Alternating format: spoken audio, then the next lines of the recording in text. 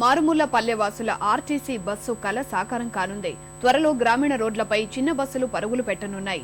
ప్రతి ఊరికి బస్సు సౌకర్యం కల్పించడమే లక్ష్యంగా ఆర్టీసీ ప్రయోగాత్మకంగా వీటిని నడపనుంది. ఆర్థిక సాయానికి కేంద్రం ఆమోదం తెలిపిన వెంటనే బస్సులను కొనుగోలు చేయనుంది. ఆర్టీసీ బస్సు కోసం 1000 కళ్లతో ఎదురు చూస్తోన్న మారుమూల గ్రామీణుల నిరీక్షణకు త్వరలో ఫలితం లభించబోతోంది. ప్రైవేట్ వాహనాల అక్రమ రవాణాతో నష్టాలు రావడంతో గతంలో బస్ సర్వీసుల్ని రద్దు చేసిన ఆర్టీసీ తిరిగి వాటిని ప్రారంభించబోతోంది. ప్రతి పల్లెకు రవాణా సదుపాయం కల్పించడం ద్వారా గ్రామీణుల జీవన స్థితిగతుల్ని మెరుగుపరచాలని కేంద్రం భావిస్తోంది.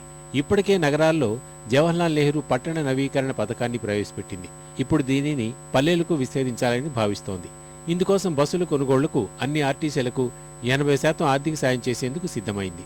వన్ టైం బస్సెస్ సప్లై చేయటం, లేకపోతే పీపీపీ మోడ్లో కాంట్రాక్ట్స్ అంటే బిడ్స్ కాల్ ఫర్ చేసి వాళ్ళతో అగ్రిమెంట్స్ కుదుర్చుకోవటం, అంటే వైబిలిటీ గ్యాప్ ఫండింగ్ చేయడానికి ఈ 2 మోడల్స్ గవర్నమెంట్ పరిశీలనలో ఉన్నాయి. ఏదో ఒకటి డిసైడ్ చేస్తారనుకుంటాం. కాలం చెల్లిన బస్సుల స్థానాల్లో కొత్త బస్సుల కొనుగోళ్లకు కేంద్రం సంసిద్ధత వ్యక్తం చేసినట్లు ఆర్టీసీ అధికారులు చెబుతున్నారు.